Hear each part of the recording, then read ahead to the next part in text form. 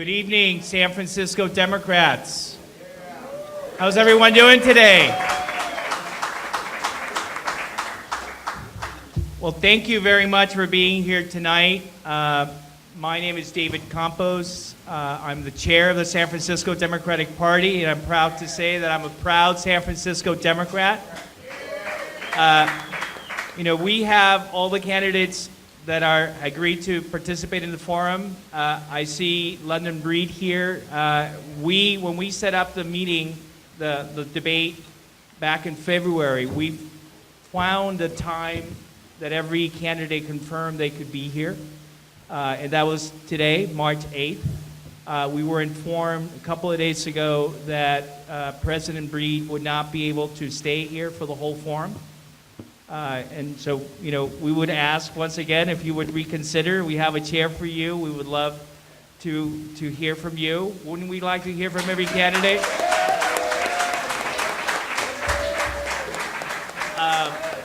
So I would ask, if you could stay as long as you possibly can. Okay. So if we can grab a chair.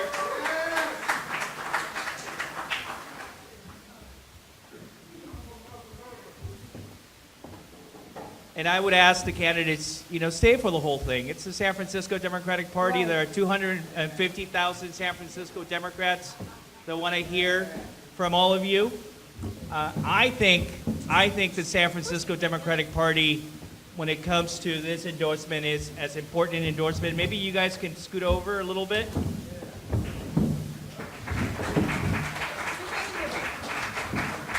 There is room for everyone in the San Francisco Democratic Party.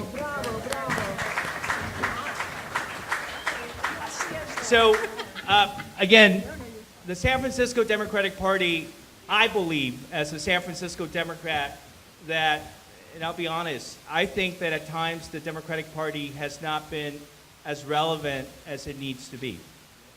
And I would say that there are times, from my own perspective, and I speak as an individual, that the Democratic Party, in my view, has not been true to the values and principles that make us Democrats, not Republicans. And one of the things that we have tried to do in the San Francisco Democratic Party is to bring the party back to those roots. And we have embraced this concept of being a San Francisco Democrat because the Fox News and the Republicans use that as a negative, and we actually think it's a positive to be a San Francisco Democrat and all the values that come with that. And so this forum is really about giving you, registered Democrats in San Francisco, an opportunity to hear from these candidates. And today, to moderate this debate is someone that I've had the opportunity to get to know and who is a pretty remarkable individual. Her name is Maria Leticia Gomez.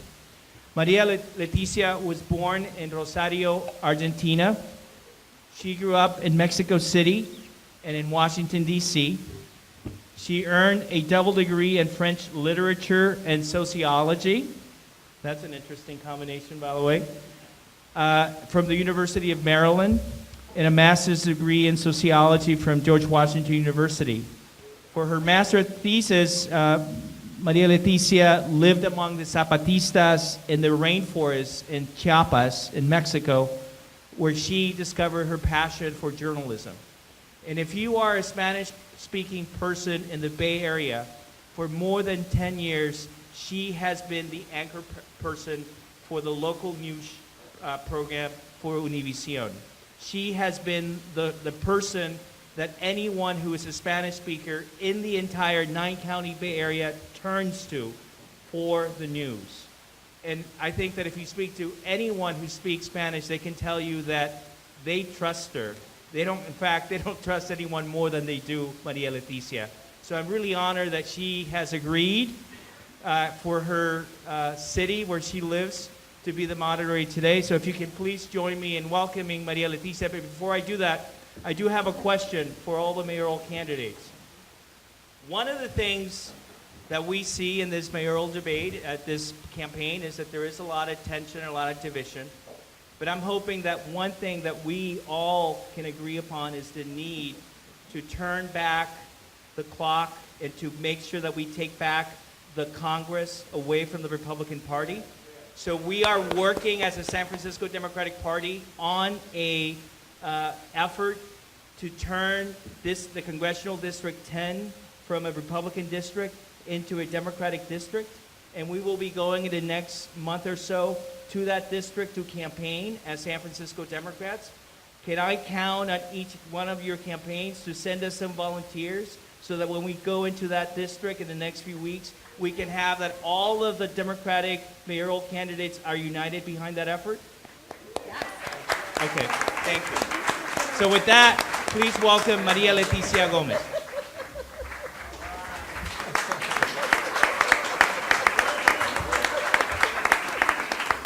Gracias, David. Thank you, everybody. Good evening. District 10. Two things. I'm here to keep the debate going, the conversation going. So whenever I say time's up, please, time's up.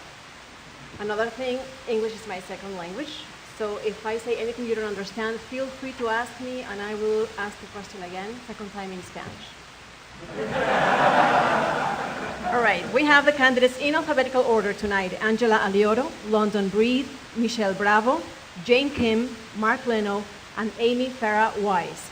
I'm proud on this International Women's Day to see a robust women's representation at the table. Thank you all.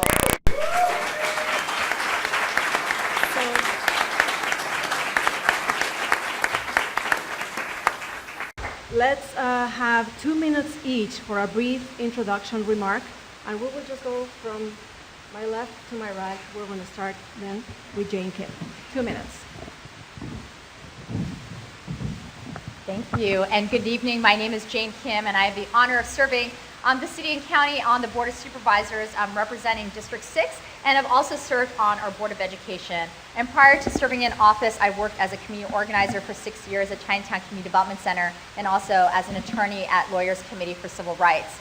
Over the last 10 years, I have demonstrated my commitment to a progressive agenda that makes San Francisco a city for all of us. I'm proud to have worked to make San Francisco the only city in the country to make community college free for all of our residents.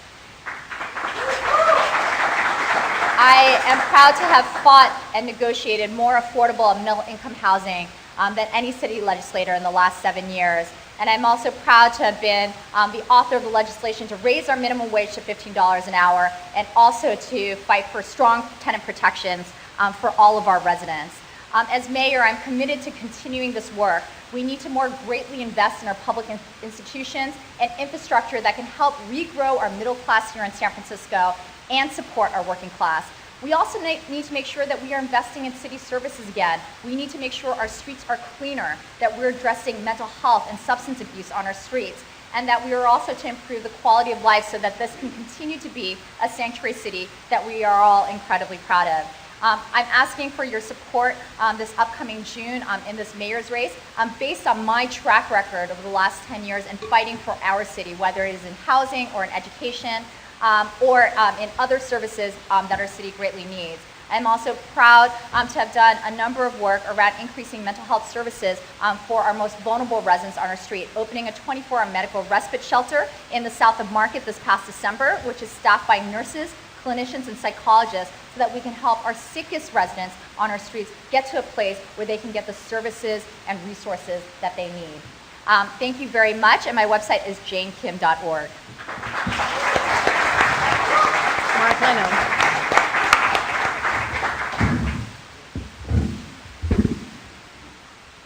Good evening, everyone. I am Mark Leno, a 40-year business owner, small business owner in San Francisco, who served not only 4 years on the County Board of Supervisors, but also 6 years in the State Assembly and 8 years in the State Senate. In 1977, when I arrived here as a 25-year-old queer Jewish kid looking for a safe place to land, San Francisco took me in and provided me with some basic opportunities to rent an apartment, to start a small business, to work hard and succeed, opportunities that are in rare supply today. I'm running for mayor because it is time for a new direction at City Hall. Our crises of homelessness, housing affordability are out of control. And on June 5th, voters will have a clear choice between fundamental change and the status quo.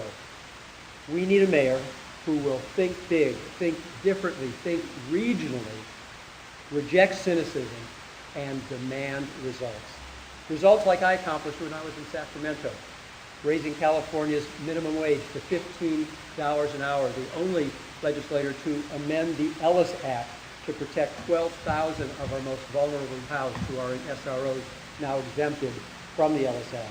I brought back $120 million to save City College when it was in the depths of its accreditation crisis, and another $500 million to expedite the construction of 3,300 affordable housing units at Trans Bay, Mission Bay, and the Hunters Point shipyard. So if you are frustrated with the state of our city, like I am, and you want to shake shit up, please join me with your vote on June 5th. MarkLeno.com. Thank you. Angela Alioto. Good afternoon, everyone. Good evening. Thank you all for coming out tonight. These panels have been absolutely incredible, all of them. And I think there are like 30 more of them. But what's absolutely unbelievable, I think we have an agreement that, some of them are not enough. But having said that, what's really wonderful is that 400 or 500 people, I mean, look how many there are. There's 200 people here. It's incredible how interested our city is in the politics of our city and in the Democratic Party, of course. I'm the former vice chair of the state Democratic Party. I was vice chair for 8 years under Phil Angeles and John Burton. I'm a former legislator here in the city and county of San Francisco. I want to excuse the way Jane and I have to talk so fast because it's like impossible to get out our lives in 2 minutes, okay? So it's just ridiculous. So what I'm going to do is even it out throughout the evening and tell you things about me intermittently. So if I just burst out and say, I wrote the original sanctuary law, you'll know I'm just giving you a little bit about my background that I can't get in this 2 minutes. I also wrote the first needle exchange legislation, which was an exchange of needles, which is not happening today. Today, DPW is just getting needles and not exchanging the ones that would have saved lives if they take them back. That was a very serious piece of legislation that I did, and it's being abused, and that's extremely upsetting. I also banned cigarettes in the smoke place. The first one in the United States, first one in the world. I also did all of the federal medicines that they would not put on the ADAP list, which eventually led to the cocktail, which saved lives of people who are HIV and AIDS positive. That was my office. As a matter of fact, Cheryl Mickey came into my office and said, what are you, gay or something? You're doing all this gay legislation. I said, no, I'm not. I am doing people legislation. I care.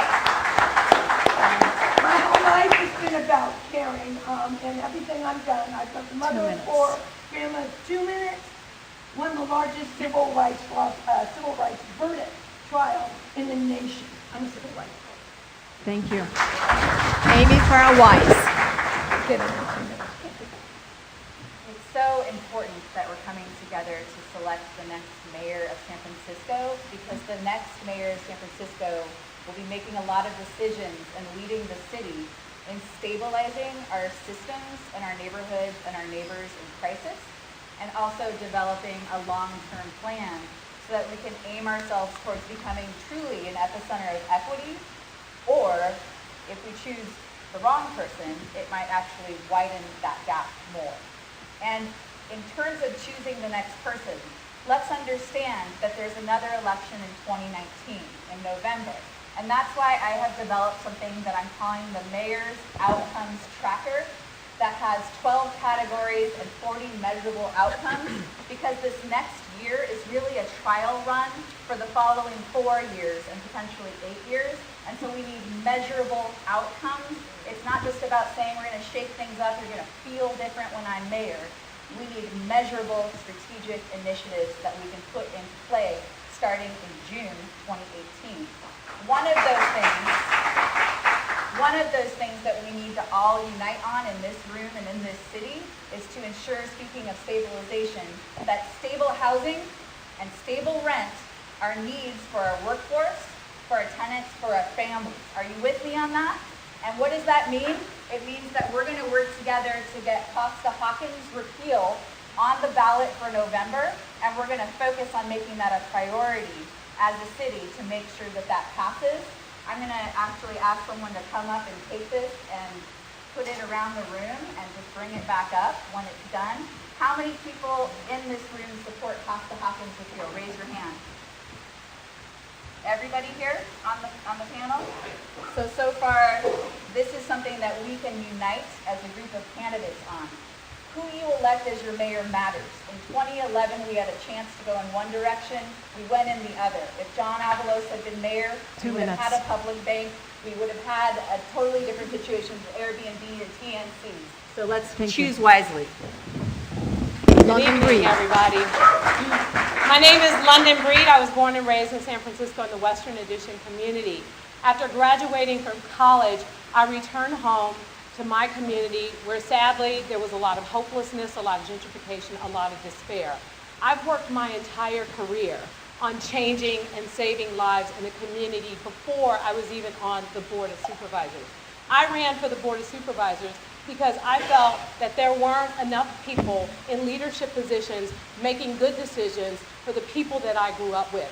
My entire life has been committed to that. And when I became a member of the Board of Supervisors, the policy decisions and the work that I've done on the Board of Supervisors centered around trying to make changes for the better for the community and not doing this job in fear of losing it. San Francisco needs bold, fearless, creative leadership. Someone who is willing to take the kinds of risks that is going to change the issues that we care about the most. Our homeless challenges, our housing challenges, our public safety issues. We have a lot of work to do, and we can't be afraid to make those kinds of changes. Last year, when we discussed safe injection sites, no one really wanted to touch the issue. I know, I hear you coughing over there, David Campos. I know that you brought the issue to the attention of policymakers, and I took that issue and I developed a task force, and I made sure that people understood exactly what it could mean to change and save lives. I didn't just say we're going to open something. I went out there and launched a public education about why this would be important and why this would make a difference. Last year, 30% of San Franciscans said they supported safe injection sites. This year, 67% of San Franciscans support safe injection sites, and we're going to make that happen this year.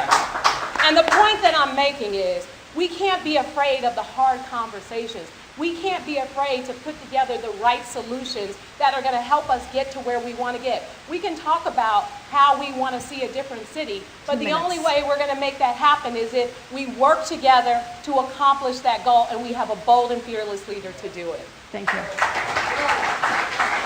Michelle Bravo. Good evening. If anybody else wants to get up and stretch, be my guest. I'm a holistic health practitioner, sixth generation Northern Californian. And this is my first anything in terms of getting into a mayoral run or anything like this. Probably not going to take up the 2 minutes. I'm going to do a Twitter on that one. So in terms of what I'm here to do, I was inspired last year because of all the taser stuff. Is everyone familiar with tasers and all of that and what's happening and how many of the folks here tonight either are for or against them? I want you to know I am firmly opposed to tasers. They are dangerous weapons. They cause heart palpitations, cardiac arrhythmia, heart attacks, and can kill our most vulnerable, our elderly and such. So no tasers, and especially no tasers for SFPD. Are you with me on this? I have 3 main points that I'm going to stick to for the most part. Obviously, I'll be courteous and answer the questions that I'm asked. But the 3 main points are on my website, michellebravo.org. And these 3 main points are really about grassroots hay. We've got excrement and we've got urine, and that stuff needs to be cleaned up. You know, not just for people who live here, but also for our tourism. Our tourism is down. It affects everyone if we cannot get the streets clean up, if we cannot do something to address our transient situation. I refuse to call them homeless. Not all of them are homeless. Some of them have a home, but they don't want to go back to them. Some of them don't even check out of their bodies. They need medical help. And I have some ideas. They They may be a little controversial or a lot controversial, but they're sincere and they're from the heart. As a holistic health practitioner, working within the medical community for over 12 years, that is where I speak from in whatever I do. Thank you so much. Thank you. Okay, so at the gubernatorial debate a few weeks ago, we had a hard time finding a coin to toss to determine who would go first. Today I came prepared. I have 2 dice. I need a volunteer from the audience. Anyone please come up, and you will roll the dice, not my husband. Anyone, please, come on up. Come, whoever gets here faster.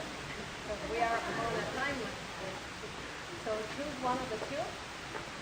And before you roll it, I'm going to be one from left, from the viewer's perspective. 1, 2, 3, 4, 5, 6. Whoever's number comes up, that person gets to go. 5. Number 5. Okay, so the first question will go to Mark Leno. Thank you so much. And from then, we're going to move to your left. We'll go to your right so that people in San Francisco prefer looking at things going to the left. Okay, sorry about that. Okay, so we'll go to your right so people can see things moving to the left. How about that? No pun intended. All right, the first question, and you have 2 minutes for these questions, 2 minutes each. Do you think the rapid growth San Francisco experienced has been good for the city in terms of social justice and quality of life for all its residents?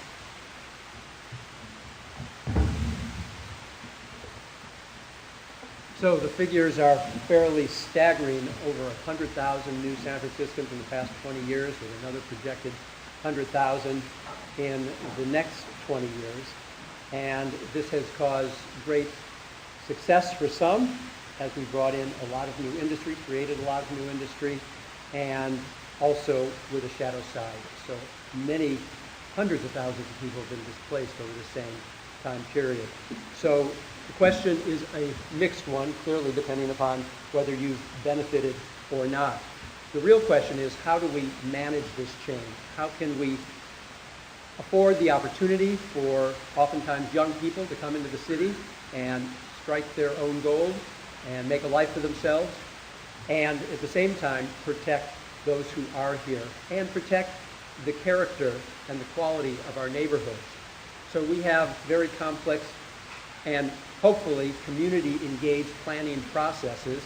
This area here, part of the Octavia Market Plan, and with a citizens advisory group, there has been in place a lot of participation so that we can try to get it as right as possible. That means a good jobs housing balance, along with open space and transit to serve the greater capacity needs of a growing population, as well as the services that are necessary and provided by the city. So again, moving forward, it really is about managing the change that we best can do. And this is where I'm talking about a new direction, because in the past so many years, we've seen a much greater focus on those who are holding the reins of power, influenced by a lot of special interest money, with less focus on those who are in real struggle and need of assistance just to hang on to what they've got. So that is why I've been working so to limit the use of the Ellis Act so that we can keep people in place and not displaced. Thank you.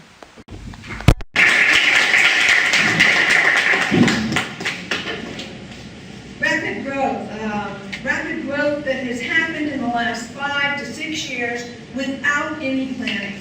How can you let Twitter, Facebook, Salesforce, massive companies come to town without a plan? Who's looking at the infrastructure? Who's looking at the streets? Who's looking at where people are going to live? Affordable housing.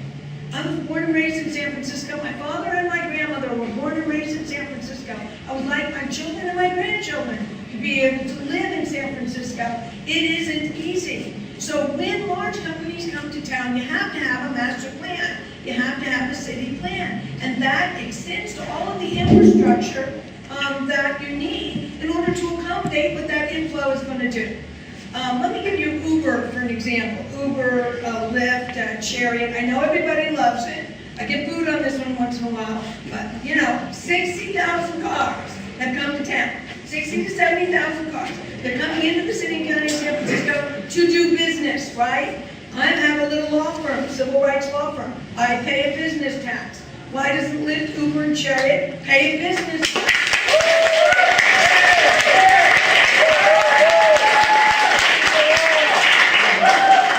Seriously, one of the richest cities in the world, and all of our poor people sleeping on the streets. It's a disgrace. It's a disgrace.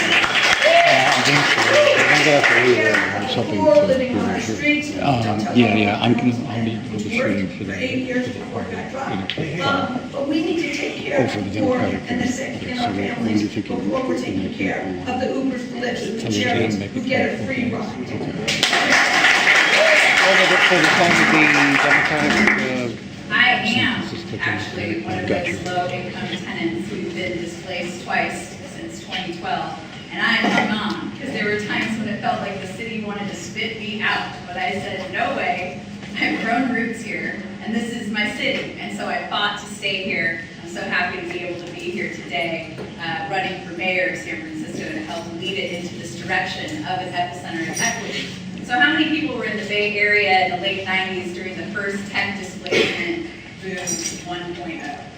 So why is it that city leadership, after the global financial collapse, didn't have the foresight to understand that when we grew jobs in the tech industry in the late 90s without thinking about displacement and making sure it was inclusive growth, why did we go this direction of changing the taxing system and changing and having a Twitter tax break in a way that's going to benefit who? The banks, the corporations, and the property owners on market who had their rates go up 80% have never been doing better. But what about the people, right? So I'm here for the people, and I want to say everybody should be very concerned about this central SOMA plan that sounds like tech displacement boom 3.0. Because it has a jobs to housing ratio of something like modest estimates 4 to 1 and up to 7 to 1. So it's so important that we have someone who in this next year is truly focused on a stabilization plan for people who are in crisis. I am the only person on this stage right now that can guarantee you that if I become mayor, I've been working 2 years on piloting and developing a plan to stabilize our encampment crisis. Because I say that I grew up in the 80s before Ronald Reagan was governor before I was born, and then he was president while I was a kid. And I'm going to say, time is up. We can't be blaming Reagan for the things that are happening in our city and state and country anymore. This is our generation, and we need to become the leaders that we've been waiting for. Thank you. Since 2010, San Francisco has created 1 unit of housing for every 8 jobs. And the problem with that is what we're experiencing right now, our housing crisis, where people who are moving to San Francisco for these job opportunities are displacing long-term residents. We have work to do in terms of planning and making sure that we are doing everything we can to build more housing and build more housing for all San Franciscans. The problem that we've had in the city over the years is allowing 1960s housing policies to continue to dictate how we address affordable housing throughout San Francisco. It's why I work so hard with my colleagues to change the inclusionary housing laws so that moderate and middle-income residents can actually qualify for affordable housing in San Francisco. It's really sad that laborers and janitors and people who make this city work, they make a little bit too much to qualify for affordable housing, but not enough to afford market rate housing. Where's the missing middle? Where's the long-term strategic plan to make sure that we don't continue to lose people in the city?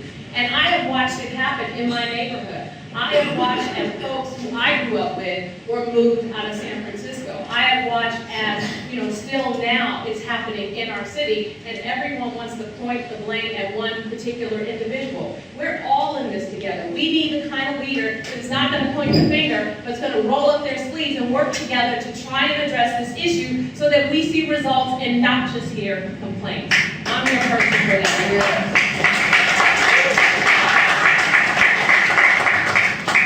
Okay, so this is one of my points. One of my points is infrastructure before increased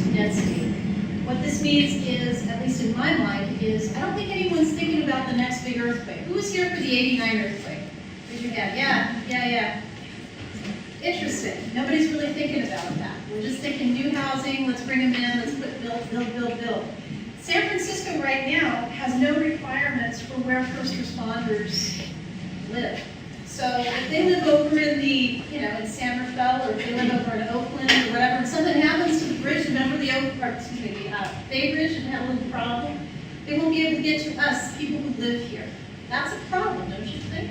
I mean, I think. Again, only about 27% of the SFPD and about 33% of the SFFD actually live in San Francisco. Okay, that's a pretty small percentage.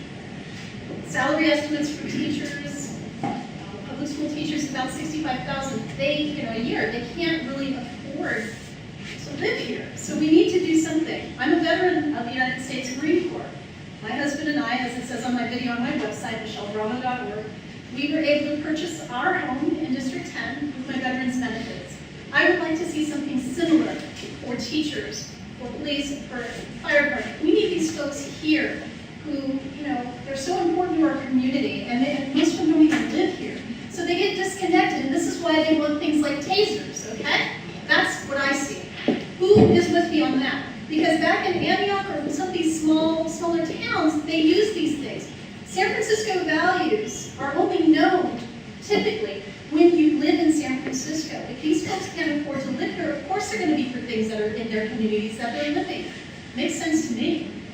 So, again, I would like to incentivize public service workers with some kind of low-interest home loan or something that they can do to bring them back in.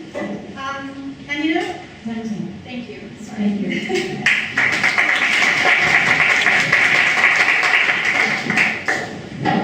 I've talked about this a lot, but San Francisco is in a very unique position in our nation, which is that we are a fairly liberal city, but we're also a wealthy city. And over the last 5 years, the city has generated a lot of wealth, a lot of jobs. But what we've also seen is the same old problems, a growing income gap. In fact, the fastest growing income gap between rich and poor in the country, according to the Brookings Institute.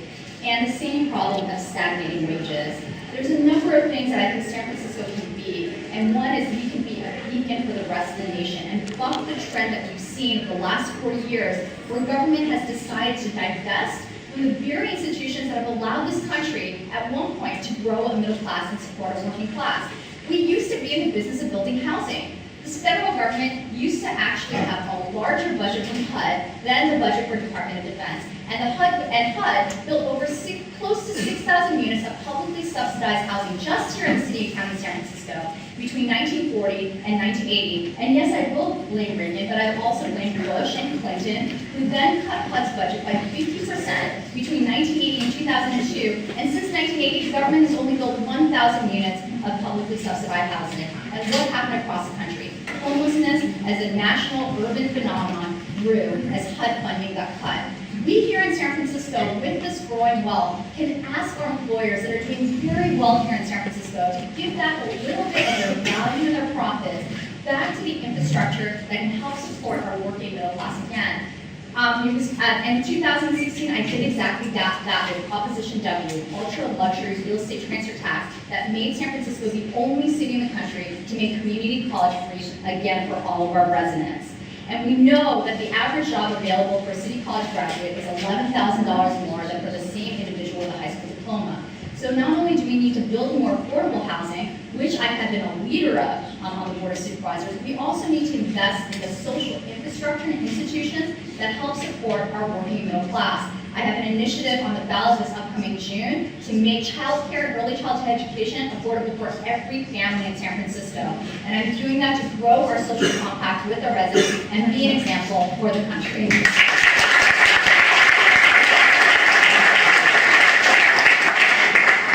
Before I turn the debate, we have a couple of questions, but we know what's happening, so I'm sure it's fair enough. If you want to space, move or something, you want to press them? No, I think totally Glenda should share there.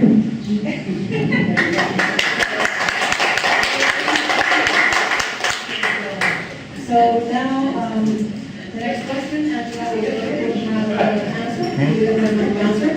The question is, What? to answer this question. It says the following: chronic homelessness is well observed on the streets of San Francisco. You just mentioned it's a disaster that politicians have long used as a platform. What groundbreaking policies would you push that have not been tried before? Okay. I wouldn't use anything that hasn't been tried before. I've used what we tried before in 2004 to 2011 that housed over 11,000 people. 4,332 of them chronic, which means they lived on the streets for more than 4 to 6 years with triple diagnosis. We moved them into a unit that was permanent supportive housing. And the lack of recidivism of those specific 4,000 units plus is 94%. That means today, if we go over to 2 or 3 of the buildings that are south of Market that we did, and one that's over in Richmond, you will see that the same people we put there in 2005, 6, and 7 are still there. Why? Because it's permanent, it's supported with medical care, and it's housing. So all of these programs where we put our homeless people into like mental health programs, and then they end in 6 months, and then you put them back out into the Tenderloin or back out into the streets, period, and it starts over. It starts over. You keep doing that to me. My hopes that I did not. Because I think this is really streamlined on Facebook Live, so it's through the sound system. So just put it in your ear, please. I'm pretty loud. Even sick, I'm pretty loud. Okay, having said that, our new plan is called Rapid Plan, which means taking people off the street immediately, and within 48 hours having them into, there's a triage that goes on with homelessness. All homeless people are not the same at all. And the explosion of homelessness and the explosion of tents, 10 cities, that has occurred in the last 5 or 6 years needs an immediate answer. Believe me, they'll hear me on the whatever. But on this very, very serious topic, that by the way is one of the main reasons I'm running for mayor of San Francisco, is to house the poor in our city, which I said was a disgrace. It's a moral disgrace. So the rapid plan is to house them within 48 hours, put them from the 48 hours into something like navigational centers, but fix the navigational centers so that they are not a dead end. Right now they're 120 days and you're out. No, that would be 120 days, move into transitional, and then permanent supportive housing, assuming you are not as mentally ill as you would need hospitalization. You know, to explain the homeless plan in 2 minutes is simply not fair to it. With Angela that we need permanent supportive housing, but if Angela becomes mayor, given what she said, we will still have thousands of people on our street for years, because we need an interim plan to stabilize folks with the thousands of people who don't have access to a toilet tonight. They don't have access to secure shelter or organization or a pathway or connection to that permanent supportive housing. Are you, why did I do that? Are you ready as a city to say that now we will say that the bottom rung that people can get to is not the street or a tent or living in an RV without any access to plumbing, right? That was what is going on today. The new bottom rung is going to be safe, organized spaces, and we can mobilize to stabilize 1,000 to 3,000 people over this next year, except nothing less. That is why you should vote for me in your first, second, or third choice, because I spent the last 2 years of my life actually living in poverty, dedicated to working with encampment residents, housed neighbors, service workers. I've been working with SFPD, DPW, Department of Homelessness, Department of Public Health, HSA, all of those organizations, from the direct service worker up to the people at the top of those departments. I understand where the system is broken. I know how in the short term we can stabilize, and it will be joyful. It will be joyful. We will have a summer of not just love, but a summer of love and logic as we work together with encampment residents, which the city has refused to do over the last 2 years. I continue to put forward proposals. Jane Kim has received them, London Breed has received them, so has Angela, so has Mark. I have been trying to work with everyone on this. What you can do, no matter who your favorite candidate is say work with Amy to develop these transitional villages and stabilize this situation, because we live in the city of St. Francis. Thank you.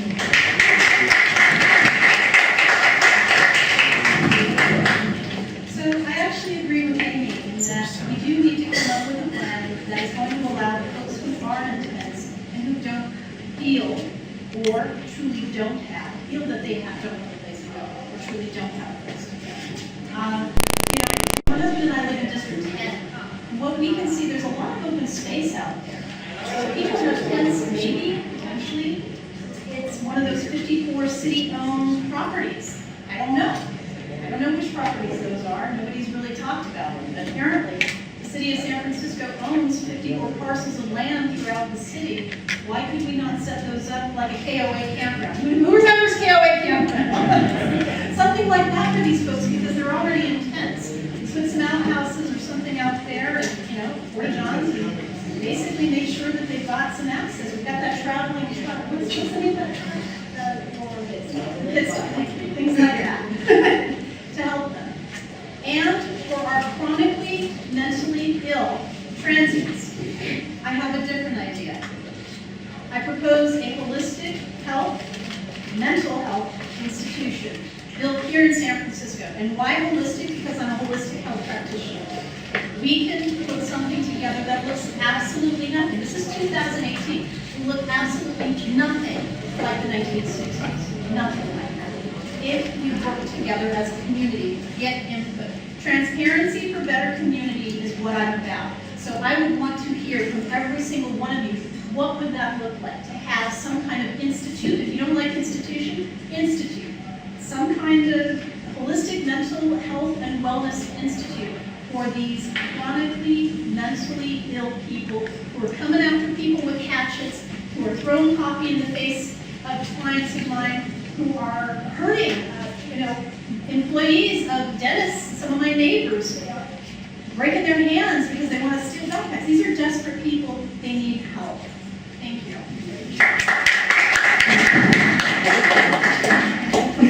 I want to thank Michelle for bringing up the pit stop, because that was my initiative.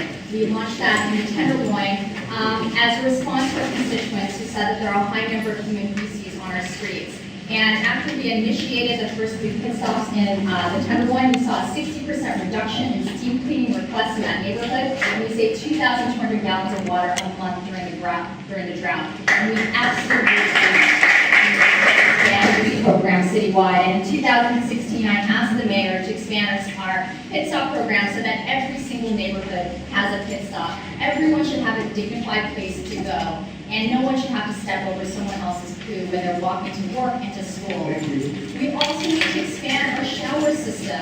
We can open our rec centers early in the morning before our families and seniors arrive, and allow people who are on our streets to shower, so we can support the hygiene needs of those that live on our streets. I actually stayed in one of our shelters, and in fact, I think I'm the only elected official in San Francisco that has stayed in a shelter. I went through the reservation system, and I ended up at Next Door Shelter in the Tenderloin in my district, and I learned a tremendous amount that night. First of all, people are far older and far sicker than I had realized, and I was one of the youngest people in the shelter. And in fact, the shelter was built for someone like me, someone who's able-bodied, mentally well, but down on my luck and needs a bed to stay for a couple of weeks, a couple of months while I get my feet back up. That is not who is coming to our shelter system today. We need to radically change our system to address the actual issues that are happening in our homeless population. So I worked and I fought to get full-time nurses in every single one of our shelters, which now exist, and I fought for our medical respite shelter, which is a homeless shelter but staffed by nurses, clinicians, and psychologists. So hot team members and police officers actually have a place to take people to if they're sick. In fact, our shelters keep you out if you're too sick, because they don't want to be liable for you or what you may do to others. We must address mental health on our streets, and jails are not the solution to mental health and drug use. So we need to more supportive housing.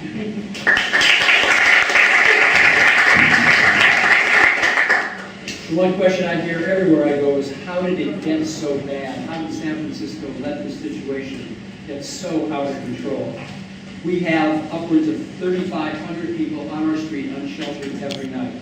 At the same time, we have about 1,000 available single-room occupancies, SROs, that we could, if we decided that this was a top priority, we would identify sufficient funds so that we could take 1,000 people nearly immediately and put them into SROs with supportive services that they will need to stay successful in their housing.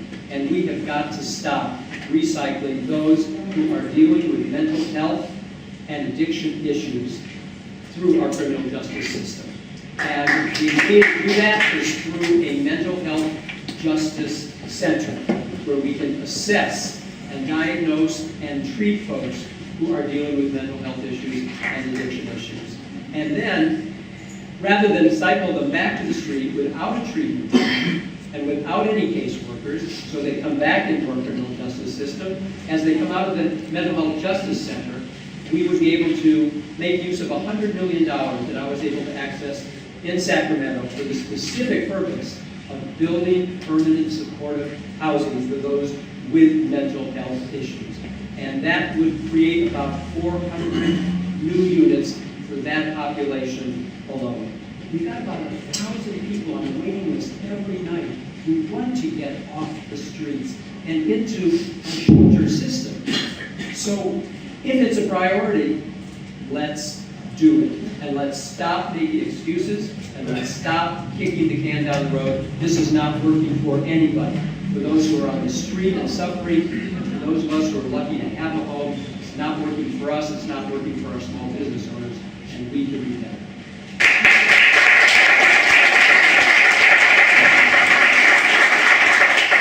The first person to answer the next question will be Amy Weiss, and the question asks, with the share or sharing economy being headquartered in San Francisco, what's their role in giving back to society, especially considering the amount of exploitation that is documented of workers by these companies? Well, in an interesting twist, what Donald Trump and the Republicans have done at the national level can be twisted around to be a win for California and San Francisco, because they have lowered the corporate tax rate from 35% to 21%. And so now, joyfully, our corporations in California and in the region can give to building San Francisco and the region in California rather than sending their money to the military or the red states. That's a big thing, right? So joyfully, the corporations will start to contribute back. So let's just say that. Secondly, David Campos did some amazing things around Airbnb, where he proposed a very concept, and that was when I was working. I founded an organization called Neighbors Developing the Visadero, and we came up with, as a community, the same types of common sense regulations that David put forward in 2015. So that could have happened. TNC regulations. I don't know if you know this, but someone who was working for Lyft ended up being, or for the CPUC, ended up being a lobbyist for Lyft. And so when those statewide regulations were happening, there was, and she actually got fined something like $60,000, but that's nothing, right? Because look what we got left with. We can't regulate Uber and Lyft in the way that we need to. And so it's so important for us now to be able to do what we can to work with the taxi drivers who were actually hurt so badly by these processes and the medallion system. And we need a North Star so that we can actually create a locally regulated platform that's pro-driver, pro-passenger, and pro-environment, because this isn't working for us right now. And all of the deliveries on the streets, I mean, these robots that they have on the sidewalk, give me a break, go and pick up your burrito. Right? Thank you.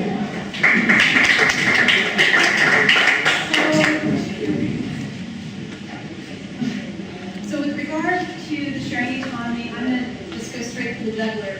Uber and Lyft has brought a lot of convenience to San Francisco, but at a lot of cost. I mean, our streets are torn up. There's been, and I'm going to speak on behalf of the San Francisco Bicycle Coalition. I've seen cyclists. Who's a cyclist here, please? Thank you. I'm guessing that you've all had an experience experience where you've almost slammed into one of these Ubers or Lyfts, I'd really like to just say, you know, enough is enough. We need to hold these folks responsible. They need to pay. You know, if they're going to play in San Francisco, you know, if they're going to pick up drivers or, thank you, passengers, excuse me, they need to pay that business tax. Because I do. I'm a small business owner as well, just like Mr. Leno said.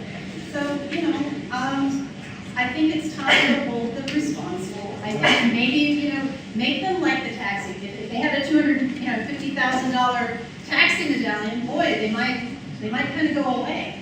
I think I agree with Amy in that we probably need to look at the system and put in some different plan of some kind to make sure that, you know, everybody is treated fairly, whether it's a taxi, an Uber, a Lyft, or some other new thing that's coming down the pike. Thank you very much.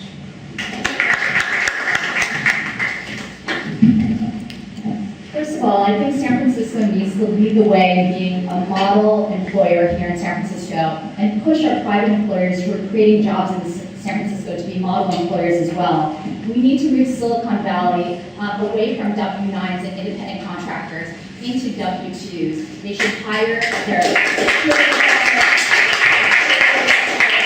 engineers and their janitorial staff to be full-time employees of those organizations instead of contracting out those jobs. Similarly, the city and county of San Francisco can do the same. I've always opposed contracting out. In fact, I'm the only candidate that has a track record of opposing contracting out public services during years of recessions and crises. And we need to ask our private employers to do the same. And if they're going to provide commuter shuttle buses for their engineers and programmers, they should also provide commuter shuttle buses for their cafeteria workers, security guards, and janitors who probably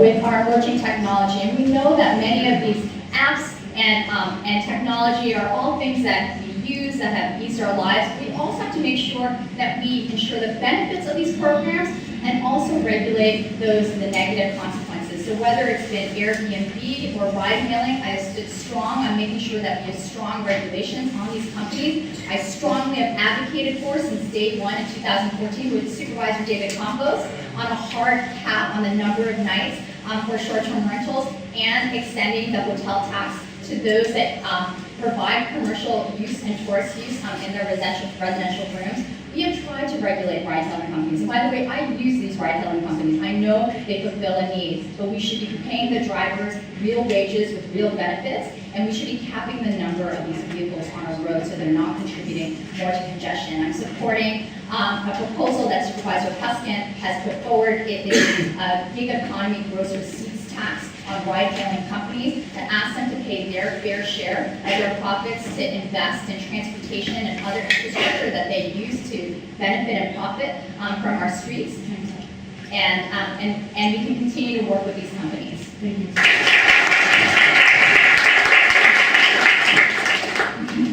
The technology sector, just like any other business sector, needs to pay its fair share, play by the rules, and obey the laws. And I'm going to also invoke the name of David Campos, who put forward some very thoughtful and reasonable amendments to the Airbnb legislation. Keep in mind, the business model was illegal when it started. It was illegal to rent a room for fewer than 30 days in San Francisco. So the board made it legal, but there was no way to enforce it. So there was an amendment to suggest and require that the platform, once we made it a law that hosts have to register with the city, that the platform couldn't allow anyone without registration onto that platform.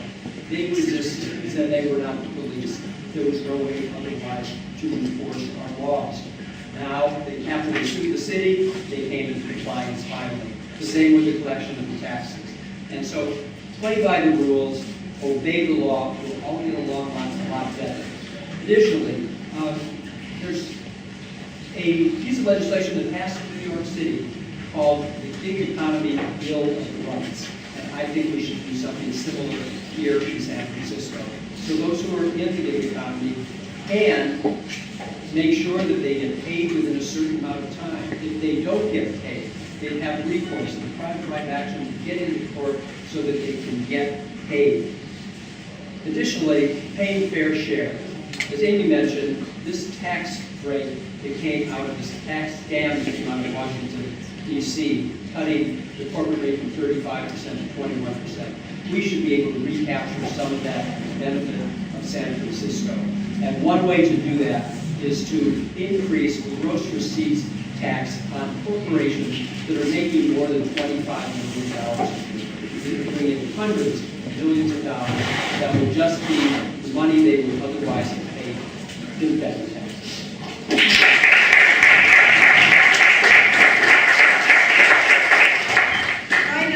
I agree with just about everything that Jane and Lauren just said, because the amount of cheering and the amount of playing by the rules just isn't happening. But the one thing that we never talk about that's so obvious to me as a coalition builder is that the tech companies, which are exciting, it's exciting that they came to San Francisco. It's great they came to San Francisco. It's too bad we didn't plan it.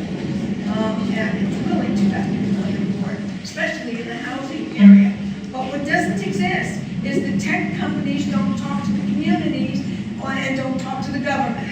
Government, tech companies, and communities have to sit at the same table, the way we did when we did the bill for chronic homelessness, and come together in agreement. What happened with Uber and Lyft and Jerry and those other types of corporations that literally came to town and skipped over the government by going to your telephone.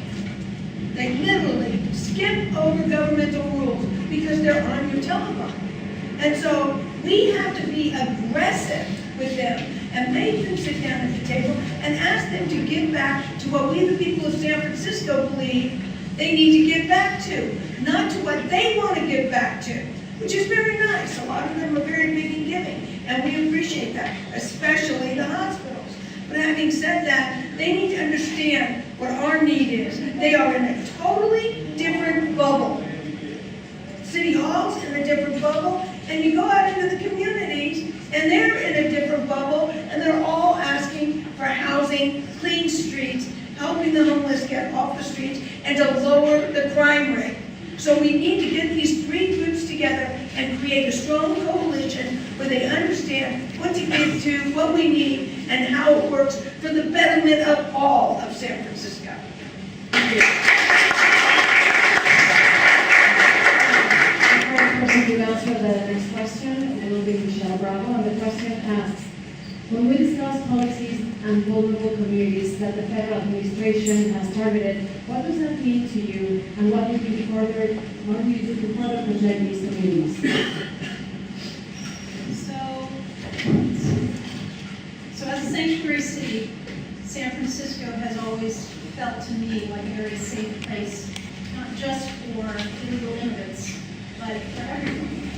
So in terms of protecting these folks, I feel like, well, before I speak too hastily, I feel like there should be more of a look at our budgets at City Hall to see what we can afford to do for these folks, and if we need help, ask for help from the state and federal government, or whomever we need to protect these folks.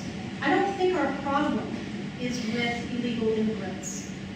These folks tend to want to work hard. They really are here for opportunity. We need to find ways to help them become citizens, maybe easier. I don't know that specific answer of what that would be. I'm still new here in terms of all the government. But I do know that these folks, whenever I have met them, and certainly I have some wealthy clients of my own, who definitely have these folks working for them in various capacities. These folks have heart. These folks work hard. They want to be here. They really do.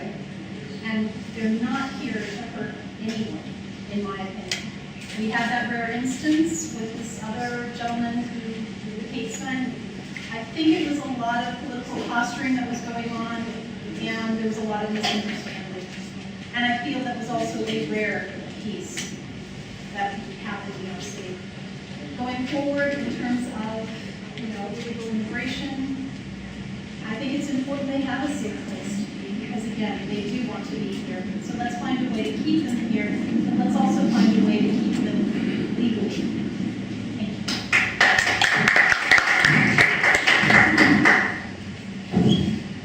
I have been a strong supporter of Sanctuary City, and I want to thank Angela Aliotto for being the author of that.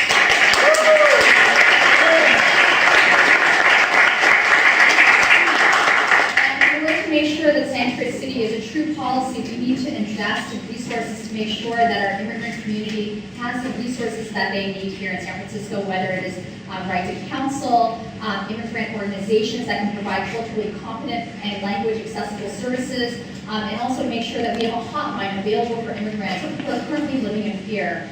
This issue is personal for me. While I was fortunate to be one of the members of my family that was born in this country, many members of my family came to this country undocumented. And we didn't even know that until my cousins applied for, or wanted to apply for a driver's license or apply for financial aid to go to college.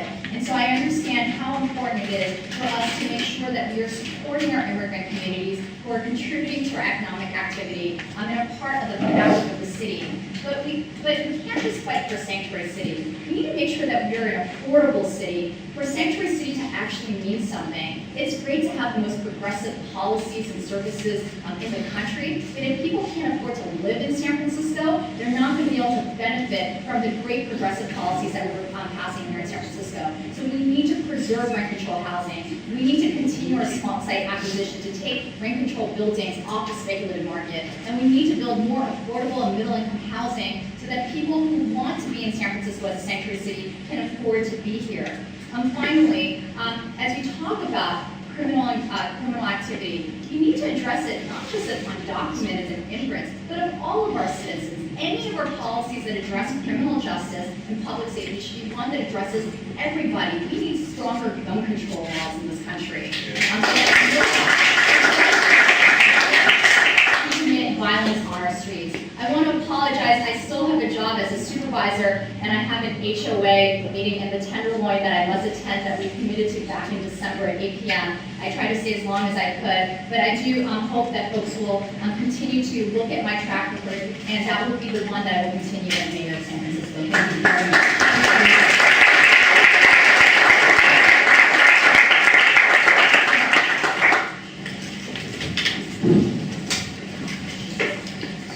Sanctuary cities were once known as cities of refuge, where refugees and immigrants could come and find safety and care and protection and services. San Francisco is a proud sanctuary city, and now the state of California is a proud sanctuary state. You may have seen that the Attorney General of the United States, Jeff Sessions, just declared war on California yesterday. And I'm so proud of my former colleague, President Pro Tem of the Senate, Kevin DeLeon, who's the author of the California Sanctuary State Law, who said, Donald Trump and Jeff Sessions, bring it on. We are ready to fight. British staff, Mayor of Oakland just last week, gave a heads up to her citizens, her residents of Oakland, that the federal government, through ICE, was coming for them. She showed what a hero she is. But as we all stand in support of sanctuary cities, we should realize that our undocumented community lives day to day at great risk, not just of ICE, but of their own daily needs, such as housing. There's a lot of discrimination in San Francisco against those who are without documentation, who live in fear, and also may be denied housing because of their status. So there's a lot more that we can do, not only to make San Francisco more affordable, which is why I offered the inclusionary zoning ordinance back in 2000 to make sure that a percentage of all new market rate housing is below market rate housing, and we've built upwards of 5,000 affordable units as a result of that since then. But let's focus on those who are at risk of ICE detainments, provide them with the legal assistance that they need, because if you are undocumented and in the deportation hearing, if you are without legal representation, you are 7 times more likely to be deported. So a lot of work yet to do to protect the families and residents of San Francisco.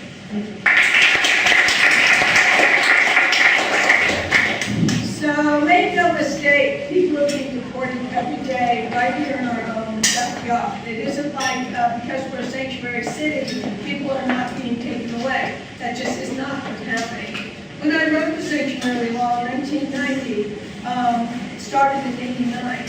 It was because there's a Club Elegante in the Mission District where there were about 300 or 400 people dancing the night away. And INS at the time, is now ICE, went in and literally arrested all of the people they considered to be illegal and put them on an airplane the next morning. So I was on the board of supervisors, got a call and said, you have to come down to the Mission. I went down to the Mission and you would not have believed the scene where all these children were sitting on their front steps asking where their mom and dad was. It was absolutely shocking. And I hadn't been elected that long. So I called for a hearing on Club Elegante. And those hearings went on for 6 months and resulted in the concept that the San Francisco Police Department will not contact INS and tell them or give them any information that has to do with a person's immigration status. Not at all. They won't have any help one way or the other way. The federal government can't ask the SFPD. SFPD can't ask the federal government, such that the people that were dancing the night away would have a sanctuary. A sanctuary. Churches are sanctuaries. Sanctuaries are places of peace. Peace. And boy, that's a word we don't use anymore. And it's stunning. Peace. They're a place where people can know they're going to go home after they have a nice night out and be with their children and live in peace. Because they, generally speaking, at the time came from countries where either there was war or the devastation and the famine and the poverty was so intense that they were starving. So they came to the new America. My grandfather, Alioto, jumped off of he was a stowaway on a ship in the Hudson River from Sicily at 11 years old. Jumped into the water, got on a train, just about everything he did, Trump would consider to be illegal. And by the way, I'm not sure Trump has done anything good. Thank you. Great to hear that story. My great-grandparents came here and immigrated to the United States, and to tell you the truth, I don't know if they had documents or not, but they came from Hungary, and I'm glad they did because they came for survival, because as Jewish people, they would have potentially been exterminated in Nazi Germany, right? And so they came to the United States, and then here I am, generations later, the first generation of my family to be able to go to college, and then here I am trying to shape one of the most amazing cities in the country. And so this is truly the American dream for me, to be part of this process. I want to tell you a story, a tragic story that just happened in San Francisco. A young resident who immigrated here, don't know the details, got caught up in some bad things. And he got a gun, and his friends had a gun. And just the other night, 2 nights ago, they actually used that gun to intimidate people in a robbery that was in the Mission. And then, unfortunately, what ended up happening was the police came, which is a good thing because they had a gun. But this young man was in the trunk of the car, and he had told his friends beforehand, I don't want to get deported, I don't want to get deported. And so he was in the trunk of the car, and when the police came, I think it might have been in his mind that he was screwed either way. Because if he ended up coming out of that trunk, he would have been deported, and he was terrified of that. And so even though the police said in Spanish and in English, please put down your gun, please show us your hands, there was, I saw the footage myself with my own eyes, there was a shot that came out from the trunk, and then the police shot and killed him. But I'm saying that we need to help heal that in our neighborhoods right now so people don't get on that wrong path and get caught up in guns, that people have the ability to have support in the community right now. And that's part of my plan, to stabilize our communities and neighborhoods in crisis. But I think that he took that drastic step because of this fear of deportation. And I want people to feel safe in San Francisco, that we're not going to tear families apart, and that we're going to work together. Thank you. Can you hear me with this microphone? Okay, the next set of questions, we don't want long answers. We just want a yes or a no. We want to have you on the record, your opinion on specific topics and issues. So please, we go from right to left, from the viewer's perspective, left, right, and here. And just say yes or no and move on to the next person. We will start with Martina and move down. Do you support the creation of the public advocate position? Yes, I did. And do. Yes. Yes. Do you support the taser ballot measure? Yes. Yes. No, I do not. Oliver said yes. Amy? No. I absolutely oppose the taser ballot measure. Given that the Police Officers Association financially donated to President Trump when he was a candidate running for office, if endorsed by them, would you denounce their endorsement? No. The question is, would I accept their endorsement? Yes. Would you denounce their endorsement? I denounce their endorsement, similar to the way they have denounced me. No. Amy? Oh, they wouldn't endorse me. Could you repeat the question, please? Yes, given that the Police Officers Association financially donated to President Trump, if endorsed by them, would you denounce their endorsement? I would at this time, yes. Okay. Next question. We go please from Margano all the way down the table. Do you support police reform? Yes, all 271 that the Department of Justice has suggested we accept. Yes.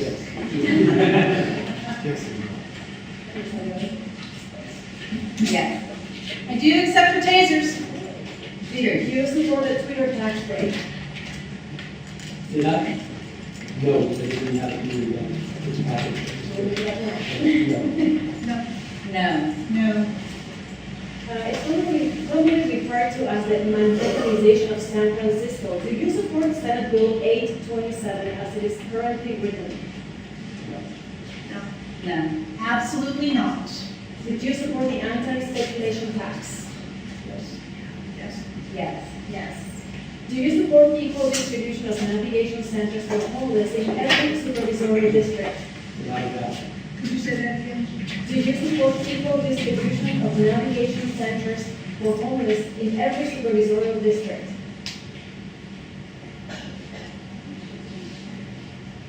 That assumes a fact, not an evidence, which is that I support navigation. Okay. So it's hard to answer, not to support facilities in every part of the city, of course, but navigational centers are dead end to the homeless. All 11 districts have unsheltered people, so yes.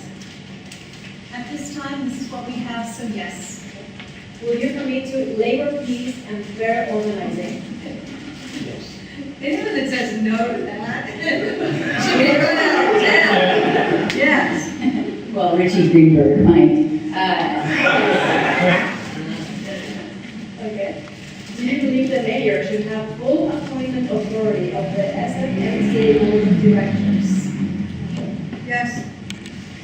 I would totally transform the appointment system, so it would be a community process.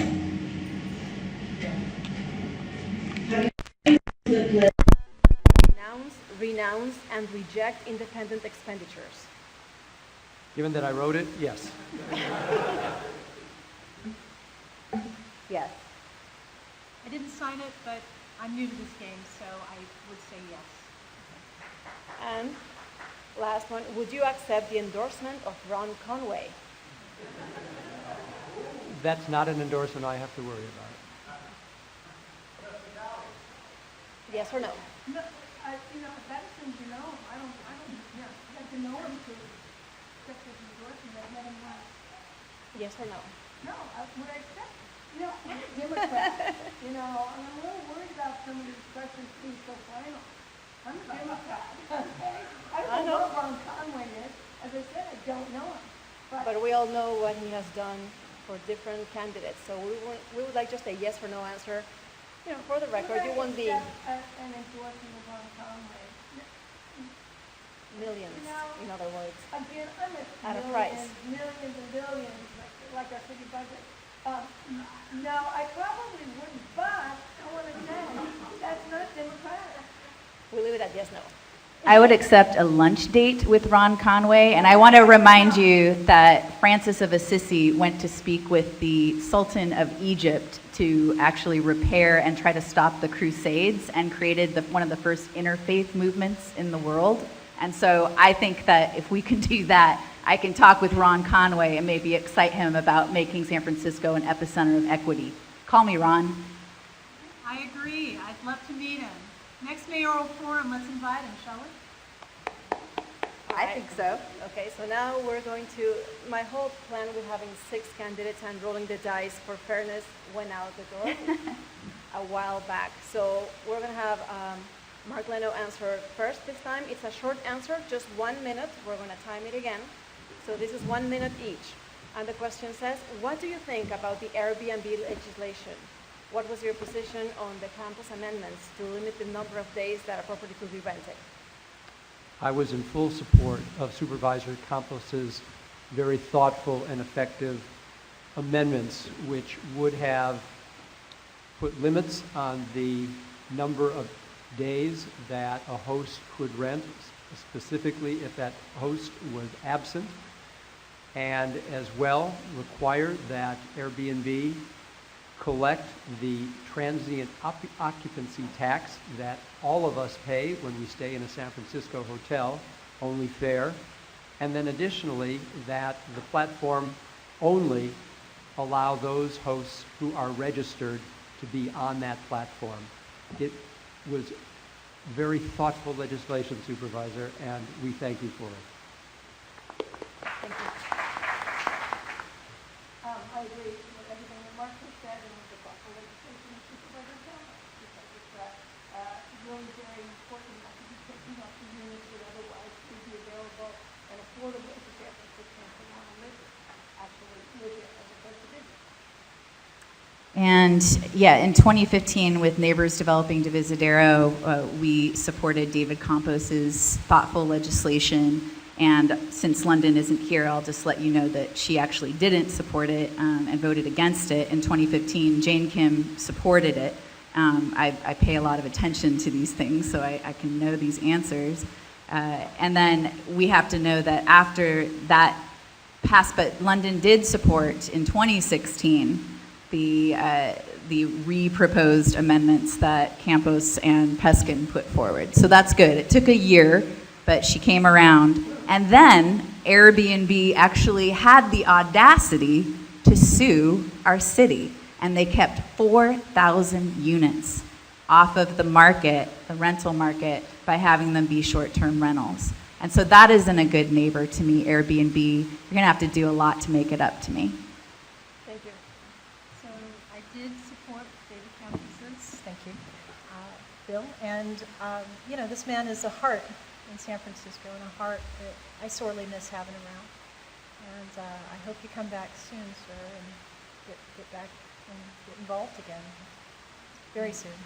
That's all I have to say. He's here. I know. Thank you.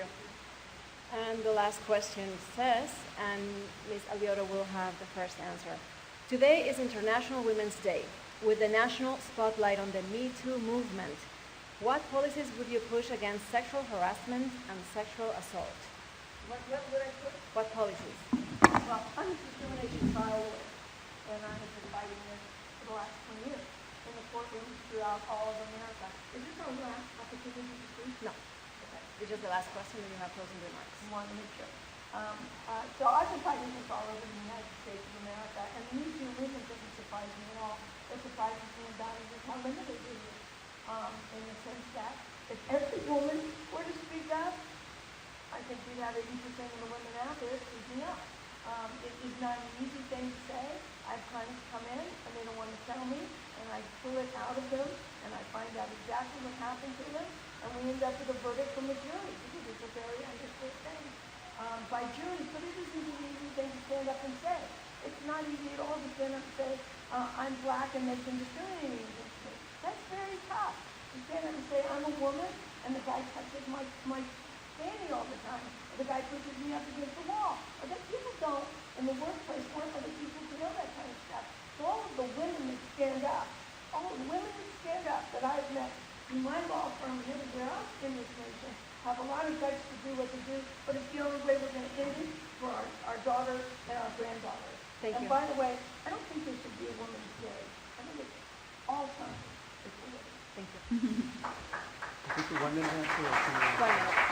And now, So as mayor, I will lead the city in a collaborative and joyful effort to really create a new code of conduct, because we need to reshape the norms of society. And why not start with San Francisco as an epicenter for shaping those norms? Because people should be able to be attracted to one another, but people do not want unwanted sexualization and objectification in any kind of situation. So there's a way that we can do this, and we can actually create these new norms together of what if it was that when you were going down the street and someone was attracted to you, they paid you a nice compliment, like, you really brighten up my day. And then if the person looks at them and smiles, maybe you get to go to the second level and say, I'm interested in you. And if that person says, I'm not interested, then everyone smiles and goes along their way. I think that we actually need, I'm an educator and a developer of ways for people to communicate with one another. And so we actually need to create these new norms so people don't feel afraid, but there's a way that we can do this together where everybody feels good about being able to be attracted and attracted to each other. thank you. I'm with Amy in that I believe that we need to further educate people in what sexual harassment even is. With so many different cultures around the world, I think people, some cultures are more touchy than others, and we have a multicultural, country. I feel like if we educate people, there's going to be a lot less anger, a lot less sorrow in the case of, hey, we're all people. Misunderstandings occur every day. Let's educate folks, and maybe even, I think New York is recently, I read an article recently, New York is actually putting in some kind of legislation, or they're trying to get legislation for, is it 15 or more employees, small businesses, what have you, would have a poster, like in my office, I'm a holistic health practitioner and massage therapist, where it's, human trafficking. It would be the same. Sexual harassment, what it looks like, and who you need to call if this is really the case. And here are the bullet points of what that means. We need to educate people so they understand, so these misunderstandings can stop. Thank you. So let me sincerely thank all of the folks who have engaged in the Me Too movement, the very brave individuals who have stepped forward to speak truth to power and to shine a light on the fact that sexual abuse, harassment, and assault is not about sex. It's about an abusive use of power and an imbalance of power in the workplace in particular. And we need to further take steps to help young men and boys be informed of what is proper behavior and what is not. There's a national organization based here in San Francisco called Futures Without Violence. And I've been pleased to work with them and add my name to a long list of men who have put their names in advertisements, full-page ads in newspapers around the country, and raise money so that we can do just that. Help young men and boys realize that this is violence. Thank you. So now each candidate will have 1 minute for closing remarks. I'm going to go back to you Since guys. we are the last ones that actually remained here, can we get an extra minute to distribute amongst us? It's fine with me. 2 minutes. So we'll time 2 minutes for closing remarks. Now, I will roll the dice. It's going to be 1, 2, 3, 4. If 5 and 6 come up, we'll roll again. Whoever gets, whichever number comes up, that person has the first word for the final remarks, and we move down the table. Number 4. So, Michelle Bravo has the first closing remark. 2 minutes. Okay. I want to thank everyone for your patience. We had a delay in getting started, so thank you so much. I want to thank my husband for coming with me and supporting me. His name is Ray. He's in the back there. Thank you so much, love. And I just really want to say I've learned so much and continue to learn so much in this process. This is a great country we live in. Don't ever forget that. And if I, as a holistic, if I can run as a holistic health practitioner for mayor, please, I hope I can be at least a small inspiration on some level for any of you to also get involved in office. We need good hearts, we need good heads, we need a combination of both, especially in our wonderful San Francisco. Thank you again for attending. So, as I was saying before, it's great to be able to talk about these platitudes about change and how things will feel different or they will look different when we become mayor. But it's imperative that we actually create measurable outcomes, and that we, with the DCCC, it'd be great if you helped lead this process. I've personally filled out almost 20 different endorsement questionnaires, and people have ideas across the city about what we should be tracking measurable progress on. So please, if you go to weissformayor.com, at the very top, I have developed an online outcomes tracker that has 12 different categories and measurable outcomes that we can make sure that whoever becomes our next mayor, we're giving them a trial run and seeing if they actually pass and get a passing grade for what they've done, or else we don't even consider electing them again in November 2019. Do you like that idea? And this is a participatory process, and so what I have currently on my website, it's 40 different outcomes in 12 categories, but this is something that we can shape together. And so it's important, though, that people say, well, is Amy qualified to lead the city? Because I actually like most everything that she says, but I'm not sure if she's qualified. So I just want to tell you, I'm 41 years old. I've spent the last 20 years of my life dedicated to service to individual, collective, and organizational well-being in direct service work in a variety of fields. So I actually have experience working in a psychiatric hospital, in mental health, in transitional housing, in a shelter for women. I have experience doing leadership and development and education. I have experience in sustainability work and actually in medicinal cannabis as well. I have experience in neighborhood development and community organizing. I am actually the most qualified person to lead the city because I'm not going to do it as an island. I'm a bridge. And so I will work together with people, and I would love to turn to David Campos and many other people to be able to be part of this process as well. So thank you. Vote 1, 2, 3 for equity, San Francisco. Thank you.